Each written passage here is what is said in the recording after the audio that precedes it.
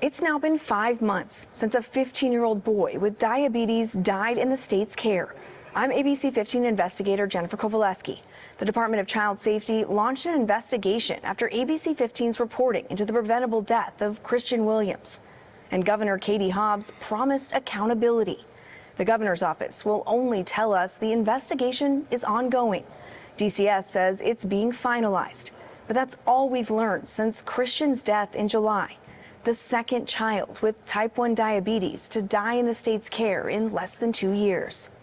Throughout my career, I've worked with children just like Christian, and his death is a tragedy. That was Governor Katie Hobbs, a social worker, responding at a press conference 2 months ago to what we uncovered. We're getting answers as quickly as possible.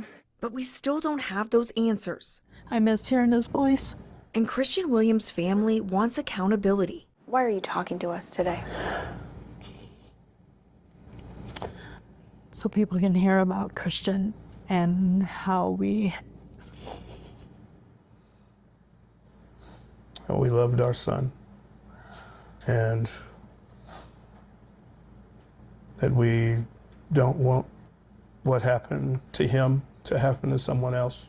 Their son died in July while living at a Mesa group home the state pays to take care of kids like Christian. Police records show he was allowed to refuse his insulin, and by the time group home staff called 911, it was too late.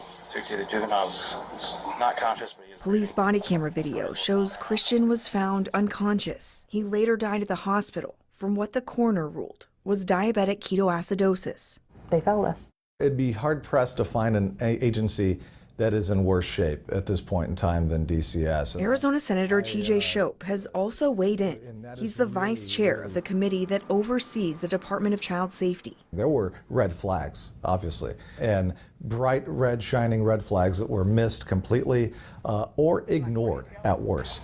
Dispatch 20 is a group home. The body camera footage also brought into question whether group home staff were properly trained to treat Christian's diabetes. So now he's pretending that he's dead on the floor. He's pretending what? He's dead on the floor. He's fine. He's holding his breath. Okay.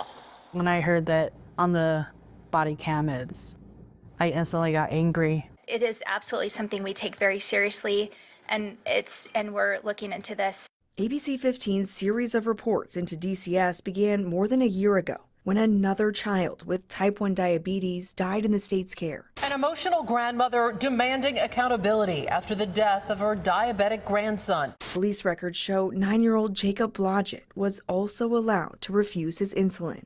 In an updated statement, DCS says it recently met with the American Diabetes Association, but didn't share if any changes were made. The department also said it continues to prioritize increasing the placement of children in family-like settings.